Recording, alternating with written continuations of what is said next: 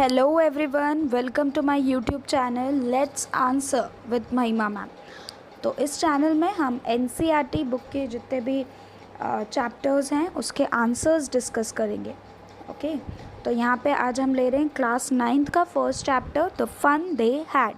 और इसमें भी द फन दे हैड जो चैप्टर है उसमें जो शॉर्ट आंसर्स हैं, बुक के पीछे के जो शॉर्ट आंसर्स है वो हम डिस्कस करेंगे। And surely we are going to discuss long answers as well. Long answers भी डिस्कस होंगे but in the second part. ये जो पार्ट है इसमें शॉर्ट आंसर्स हम डिस्कस कर रहे हैं and a short summary of this chapter. छोटी सी हम समरी शॉर्ट में समझेंगे फटाफट से ताकि हमें इसकी स्टोरी पता रहे। ठीक है, तो first of all the fun they had, ये जो चैप्टर है जैसे कि नाम ही बता रहा है, इसमें बता रहे हैं फ़न, जो मज़े उन लोगों के होते थे। द फन दे हैड, जो मज़े वो लोगों के होते थे। ठीक है, अब किन के बारे में बात हो रही है? तो फर्स्ट ऑफ ऑल ये जो सेटिंग है इस स्टोरी की ये है फ्यूचर की। इसमें दो बच्चे हैं मार्गी एंड टॉमी। ठीक है, दोनों भाई बहन हैं। अब ये जो बच्चे हैं ये फ्यूचर के हैं, फ्यूचर के यानी कि ये जो कौन से साल के बच्चे हैं 2157। ठीक है, 2157 साल में रहने वाले बच्चे हैं, ये फ्यूचर किड्स हैं। अभी हम 2022 में हैं, राइट, 2022 के लोग हैं। तो आज से इतने साल बाद जो बच्चे होंगे उनके ऊपर ये स्टोरी बनी है, फ्यूचर किड्स हैं। अब जैसे कि हम जानते हैं कि धीरे धीरे टेक्नोलॉजी बढ़ रही है, कंप्यूटराइजेशन बढ़ रहा है, कंप्यूटर से सब काम हो रहा है। तो अब इमेजिन करिए कि फ्यूचर के जो स्कूल्स होंगे वो कैसे होंगे। ठीक है, टीचर जो ह्यूमन टीचर है उसको रोबोट टीचर रिप्लेस कर देंगे। जो पढ़ाई है वो पूरी तरीके से कंप्यूटराइज्ड हो जाएगी। अभी कितने ज़्यादा हम डिजिटल हो गए हैं। ठीक है, पढ़ाई डिजिटल प्लेटफॉर्म्स पे किया जा रहा है। Let's take the example of YouTube. मैं आपको यूट्यूब पे पढ़ा रही हूँ, तो ऐसे करते करते फ्यूचर में जो 2157 आएगा तो ऐसा जो राइटर है उन्होंने इस तरीके से लिखा है कि उस समय पे कम्प्लीटली रोबोट पढ़ाएंगे बच्चों को। तो मार्गी और टॉमी के जो टीचर्स हैं वो रोबोट हैं। ठीक है, उनको पूरा प्रोग्रामिंग किया हुआ है इन बच्चों को पढ़ाने के लिए। उनके ऊपर एक स्क्रीन है जिससे वो बच्चे पढ़ते हैं। वो स्कूल नहीं जाते, जैसे आज के समय के स्कूल्स होते हैं वैसे स्कूल्स में वो बच्चे नहीं जाते हैं। और वो बच्चों को घर पे स्कूल है, उनके लिए एक रोबोट है जिसकी प्रोग्रामिंग करी है। वो रोबोट उनके लेवल के अकॉर्डिंग पढ़ाता है। अब एक दिन क्या होता है, मार्गी को एक बुक मिलती है, रियल बुक। ठीक है, प्रिंटेड बुक। अब ये जो बच्चे रहते हैं टेली बुक से पढ़ते, स्क्रीन पर उनको जो बुक रहती है वो वर्ड्स चलते रहते हैं, उसमें से वो बच्चे पढ़ते हैं। तो उन्होंने कभी भी ये जैसी कॉपीज़ आजकल हमारे पास होती, जैसी बुक अभी होती है पन्ने वाली, पेजेस वाली, वो बच्चों ने देखी ही नहीं होती है। तो वो मार्गी को एक बुक मिलती है एटिक में। एटिक का मतलब मैं बताऊँगी आगे वर्ड मीनिंग्स में। तो मार्गी को एक बुक मिलती है और उस बुक में वो क्या करती है, वो बुक देखती है तो वो बोलती है ये क्या है। तो वो टॉमी से पूछती है। अब टॉमी बड़ा है तो उसको थोड़ा बहुत नॉलेज रहता है। वो बोलता है कि ये बुक बहुत पुराने समय की है, जब लोग पढ़ा करते थे, ग्रैंडफादर वगैरह अपने, उनके भी ग्रैंडफादर, उनके ज़माने की है ये बुक। ठीक है, तो वो पढ़ा करते थे इसमें से। अब जब वो देखते हैं इसमें स्ट्रेंज दिखता है क्योंकि इसमें जो वर्ड्स हैं वो उनकी जगह पर ही हैं। वो वर्ड्स जो हैं वो हिल नहीं रहे हैं, वो मूव नहीं कर रहे हैं। तो अब इनकी जो बुक होती है टेली बुक, उसमें वर्ड जो है कंटिन्यूस मूवमेंट होता रहता है। बट ये जो पुरानी बुक्स है इसमें तो वर्ड ऐसे कैसे हैं। तो उनको पहले फ़नी लगती है, बोलती है ये कैसी बुक है। फिर वो और पूछती है मार्गी टॉमी से कि कैसे होते थे पुराने स्कूल। तो बताता है कि रोबोट टीचर नहीं होते थे, इंसान होते थे, रियल इंसान पढ़ाते थे। तो मार्गी के लिए ये सब सरप्राइजिंग रहता है। फिर वो स्कूल के बारे में पूछती, बोले सारे बच्चे जाते थे, साथ में पढ़ते थे। तो उनको लगता है कि वाह, उस समय के जो स्कूल होंगे उन बच्चों को कितना मज़ा आता होगा, कितना फ़न करते होंगे। The fun they had at that time. ठीक है, तो इनको भी ऐसा स्कूल चाहिए रहता है। इनका स्कूल इनको बोरिंग लगने लगता है जब भी पुराने स्कूल के बारे में सोचते हैं। तो इसमें एक क्वेश्चन पुट फॉरवर्ड किया है राइटर ने कि आज के बाद मतलब जो फ्यूचर स्कूल्स होंगे, जब रोबोट हो जाएंगे, कंप्यूटराइजेशन हो जाएगा, तो क्या वो स्कूल्स इतने मज़ेदार होंगे जैसे आज के स्कूल्स होते हैं। आज सब बच्चे साथ में जाते हैं, टीचर होता है, टीचर से एक इमोशंस रहता है बच्चों को। वो क्या रोबोट के साथ होगा, क्या वो वैसे ही पढ़ाई घर पर कर पाएंगे। तो जस्ट इमेजिन कि आप अगर ऐसे स्कूल में पढ़ रहे होते तो क्या वैसे ही आपको स्कूल अच्छा लगता कि अभी का स्कूल अच्छा लगता है। तो ये वो क्वेश्चन पुट फॉरवर्ड करने के लिए ये स्टोरी बहुत अच्छी है, इसके बारे में सोचना चाहिए हमें। चलो अब इसके हम क्वेश्चन आंसर्स डिस्कशन करने वाले हैं। तो पहले हम इम्पॉर्टेंट वर्ड मीनिंग समझ लेते हैं। तो पहला वर्ड है क्रिंकली। क्रिंकली का मतलब होता है कवर्ड विथ मैनी फोल्ड्स, ठीक है, कोई भी चीज़ जिसमें बहुत सारे फोल्ड्स हो, मुड़ी हुई हो, ठीक है, झुर्रीदार जिसे हिंदी में बोलेंगे तो, जैसे कि कोई पन्ना लो, उसको क्रश कर दो, अच्छा हाथ से पूरा मोड़ दो, फिर उसको खोलो, तो वो कैसी हो जाएगी, क्रिंकली, उसमें बहुत सारे फोल्ड्स आ जाएंगे। सेकेंड है एटिक। एटिक मैंने बताया, ठीक है, जो घर होते हैं, रूफ होती है, उसके नीचे की जो स्पेस होती है, छत के नीचे की स्पेस। अब हमारे इंडिया में तो ज़्यादातर फ्लैट रूफ होती है, छत कैसी होती है, फ्लैट होती है, पर जैसे कि अपन कुछ घर जैसे दिखते हैं हट टाइप, स्पेशली फॉरेन में ऐसे घर ज़्यादा होते हैं जिसमें ऐसा होता है, ठीक है, तो ये ऐसी रूफ होती है। अब उसके नीचे की जो जगह होती है, तो ये जो जगह है इसको अपन क्या बोलते हैं, इसको अपन बोलते हैं एटिक, ठीक है। थर्ड है मैकेनिकल। अब मैकेनिकल मतलब होता है रिलेटिंग टू मशीन्स, मशीन से रिलेटेड। फोर्थ है लॉफ्टिली। लॉफ्टिली इन अ सुपीरियर वे, बड़े तरीके से, बड़ापन दिखाना, ठीक है। फिफ्थ है नॉनशलेंटली। नॉनशलेंटली मतलब होता है केयरलेसली, बिना किसी केयर के, बिना किसी जिम्मेदारी के कोई भी काम करना, उसको नॉनशलेंटली बोलेंगे। I am doing my work nonchalantly, मतलब मैं केयरलेसली अपना काम कर रहा हूँ। चलो अब इधर बैक एक्सरसाइज में इस चैप्टर के एनसीईआरटी में कुछ क्वेश्चंस दिए हुए हैं। Answer these questions in few words, ठीक है, फ्यू वर्ड्स यानी कि एक एक लाइन के आंसर्स है, ठीक है, तो ये आप याद करो, बहुत स्कोरिंग होते हैं ये एग्ज़ाम पॉइंट ऑफ व्यू से। हाउ ओल्ड आर मार्गी एंड टॉमी। मार्गी और टॉमी कितने साल के हैं, तो मार्गी कितने साल की है, 11, and Tommy is 13 years old. तो ऐसे आप सेंटेंस में आंसर लिखोगे, मार्गी is 11 and Tommy is 13 years old. मार्गी 11 साल की है और टॉमी 13 ईयर्स का है। अब सेकेंड क्वेश्चन पे आते हैं।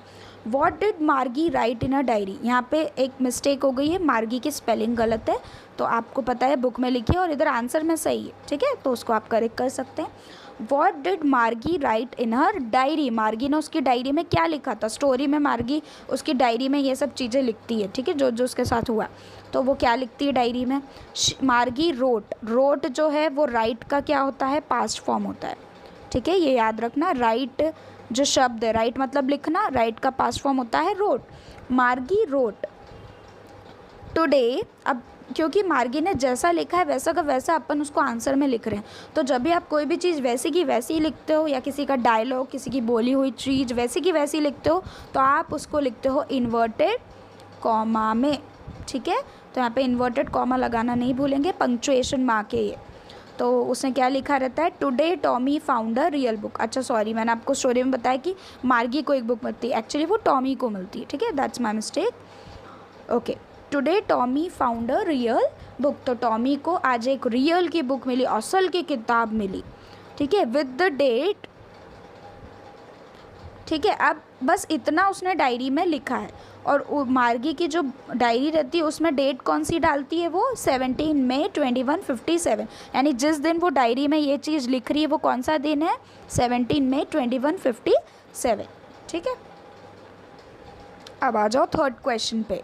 हैड मार्गी ever seen a real book, ठीक है, क्या उसने कभी भी रियल की बुक देखी थी इससे पहले, नो, तो मार्गी ने इसके पहले कभी भी रियल बुक नहीं देखी थी। No, Margie had never seen a book before. यहाँ स्पेस ज़्यादा हो गया है, ठीक है।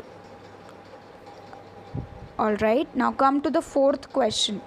फोर्थ क्वेश्चन क्या है, what things about the book did she find strange. Book के बारे में कौन सी ऐसी चीज़ें थी जो मार्गी को स्ट्रेंज लगी। स्ट्रेंज मतलब होता है अजीब, कौन सी ऐसी चीज़ें थी जो उसको अजीब लगी, कौन सी चीज़ें थी। She found strange to read words that stood still instead of moving. ऐसी चीज़ उसको अजीब लगी बुक के बारे में, ठीक है, कि ऐसे वर्ड पढ़ना जो कि स्टिल थे, स्टिल मतलब एक ही जगह पर थे, है ना, मूव नहीं कर रहे थे, चल नहीं रहे थे, वो एक ही जगह पर थे, ठीक है। तो उन्होंने कैसी बुक देखी है जिसमें वर्ड्स हैं, स्क्रीन पे वर्ड्स हैं, वो चल रहे हैं, मूव कर रहे हैं। अब पहली बार उसने देखा कि बुक पे वर्ड ऐसे के ऐसे भी रहते हैं, वहीं के वहीं है ये, तो उसके लिए ये चीज़ बहुत अजीब थी। Then fifth one, what do you think a telebook is. आपको क्या लगता है टेली बुक क्या है। तो चैप्टर में एक टेली बुक नाम लिया है, तो टेली बुक जो बच्चे 2157 फ्यूचर के बच्चे हैं, भविष्य के बच्चे हैं, वो बच्चे जिस बुक से पढ़ते हैं वो होती है टेली बुक। तो अब टेली बुक से ही नाम समझ में आ रहा है, जो स्क्रीन पर चलती होगी, टेलीविज़न पे चलती होगी, उसको टेली बुक। तो telebook is a book that can be displayed on a screen, display जो स्क्रीन पर दिखाई जा सकती है, ठीक है, तो उसे टेली बुक कहते हैं। Then sixth answer, where was Margie school, Margie का जो स्कूल था वो कहाँ पर था। Did she have any classmate, क्या उसके कोई क्लासमेट थे। Margie school was next to her bedroom, Margie का जो स्कूल था वो उसके बेडरूम के ही बगल में था, पास में ही था, ठीक है, उसका बेडरूम और जस्ट उसके बाद में क्या था, उसका स्कूल रूम आ जाता था, उसको कोई दूसरे स्कूल नहीं जाना पड़ता था, घर के घर में ही स्कूल था। और क्या उसके कोई क्लासमेट थे, क्लासमेट मतलब क्या आपके सहपाठी, जैसे आप हिंदी में क्या बोलते हो, सहपाठी, ठीक है, तो क्या उसका सहपाठी था कोई, नहीं, कोई इसके साथ में पढ़ने वाला बच्चा नहीं था। No she did not have any classmates, ठीक, यहाँ तक हो गया। अब आ जाओ सेवेंथ क्वेश्चन पर, what subjects did Margie and Tommy learn, कौन कौन से सब्जेक्ट पढ़ते थे वो लोग, मार्गी और टॉमी पढ़ते थे मैथ्स, ज्योग्राफी, हिस्ट्री, ठीक है, आप हिंदी मीडियम से हैं तो मैथ्स का मतलब होता है गणित, ज्योग्राफी का मतलब होता है भूगोल, हिस्ट्री का मतलब होता है इतिहास, ठीक है, तो ये 3 सब्जेक्ट वो पढ़ते थे। फिर आ जाओ next, answer the following with reference to the story, ठीक है, अब यहाँ पे रेफरेंस टू द स्टोरी यानी कि आपको स्टोरी में से एक लाइन उठाकर दे दी गई, एक डायलॉग उठाकर दे दिया गया और उसके बेसिस पर क्वेश्चन पूछे गए हैं। तो इधर देखेंगे अपन, पहला क्वेश्चन, पहली लाइन क्या दे दी है, I wouldn't throw it away, ये स्टोरी में एक लाइन थी, I wouldn't throw it away, इसका मतलब है मैं इसको नहीं फेंकता। अब ये किसने बोला, हु सेज दीज वर्ड्स, किसने बोले थे ये, तो ये बोले थे टॉमी ने, टॉमी सेड दीज वर्ड्स। फिर what does it refer to, it का मतलब क्या है यहाँ पे, हाँ, इट का मतलब क्या है यहाँ पे इट का मतलब क्या है, तो किसके बारे में बात हो रही है, वो क्या बोल रहा है कि मैं इसे नहीं फेंकता, क्या चीज़ को वो नहीं फेंकता, तो वो बात कर रहा था बुक के बारे में। It refers to a book, book एक नाउन है, नाउन की जगह पे कौन सा प्रोनाउन यूज़ हुआ है, इट, तो इट बुक के लिए यूज़ में हुआ है, आया है। What is it being compared with by the speaker, इसको किससे कंपेयर किया गया है, तो बुक को, it is being compared with the television screen, या आप टेलीविज़न स्क्रीन की जगह पे लिख सकते हो टेली बुक, ठीक है, टेलीविज़न स्क्रीन की जगह पे आप टेली बुक भी लिख सकते हो आंसर में। तो इसको कंपेयर किया गया, इस बुक को कंपेयर किया गया टेली बुक से या टेलीविज़न स्क्रीन से। फिर सेकंड क्वेश्चन पे आइए, sure they had a teacher but it wasn't a regular teacher, it was a man, तो ये बोल रहे हैं कि श्योर निश्चित ही उनके टीचर थे, बट वो एक रेगुलर टीचर नहीं थे, it wasn't a regular teacher, it was a man, वो एक इंसान थे, आदमी थे, ठीक है। तो ये ऑब्वियसली जब टॉमी मार्गी को बता रहा था पुराने स्कूल्स के बारे में, तो वो बोलता है कि उनके टीचर थे पुराने स्कूल में, बट वो एक रेगुलर टीचर नहीं थे, रेगुलर मतलब नॉर्मल टीचर। अब इन लोगों के लिए नॉर्मल टीचर होता है रोबोट टीचर, फ्यूचर के बच्चों के लिए, उनके लिए अजीब बात होगी कि कोई इंसान उनको आके पढ़ा रहा है, उनको नहीं पता कि ऐसा भी होता था, ठीक है। तो वो बोल रहे हैं कि वो एक रेगुलर रोबोट टीचर नहीं था, वो एक इंसान था जो उनको पढ़ाता था पुराने स्कूल में, तो ये वो वाली लाइन है। अब यहाँ पे क्वेश्चन पूछा गया है, who does they refer to, तो दे का मतलब क्या है यहाँ पे, दे हैड अ टीचर, तो दे मतलब जो उस ज़माने के बच्चे थे, पुराने स्कूल के बच्चे हुआ करते थे, स्टूडेंट्स हुआ करते थे, उनके बारे में बोल रहे हैं। तो they refers to the students of very old school, पुराने ज़माने के जो स्कूल थे उनके जो बच्चे थे उनके लिए दे का उपयोग, दे प्रोनाउन का उपयोग किया गया है। व्हाट डज़ रेगुलर मीन, यहाँ पे रेगुलर का मतलब मैंने बताया नॉर्मल, ठीक है, नॉर्मल टीचर, तो उनके लिए नॉर्मल टीचर था रोबोट टीचर, ठीक है। तो ये लाइन अगर आप ऐड करना चाहो तो ऐड भी कर सकते हो, here regular means normal which means robot teacher, इन बच्चों के लिए नॉर्मल टीचर है robot teacher. Then third one, what is it contrasted with, इसको किससे कॉन्ट्रास्ट किया, कॉन्ट्रास्ट मतलब डिफरेंस बताया, कंपेयर किया है, ठीक है, किससे कंपेयर किया गया है इसको, तो इसको किया गया है रोबोटिक टीचर को विथ अ मैन, है ना, पुराने ज़माने में इंसान पढ़ाते थे, यानी कि आज के ज़माने में इंसान पढ़ा रहे हैं, आने वाले समय में रोबोट टीचर पढ़ाएंगे, तो इन दोनों को कंपेयर कॉन्ट्रास्ट किया गया है। So these are all your short answers जो फन दे हैड के हैं। Soon we are going to discuss, जल्दी ही हम डिस्कस करेंगे long answers of this chapter, और जो एक्स्ट्रा क्वेश्चंस होते हैं, इंपॉर्टेंट क्वेश्चंस जो चैप्टर के बीच से भी पूछे जा सकते हैं, वो भी हम इसमें डिस्कस कर लेंगे. Okay, so all about today, this is all about today. और if you found this video helpful, अगर आपको लगा कि इससे आपके लिए आंसर लिखना ईजी हो जाएगा, अच्छे से समझ रहे हो, then don't forget to like it. Okay, इसको लाइक करिए. You can ask your queries in the comment. नीचे कमेंट करके अपने जो भी डाउट्स हैं वो पूछ सकते हो. Then don't forget to share, अपने फ्रेंड्स के साथ शेयर करो इस वीडियो को.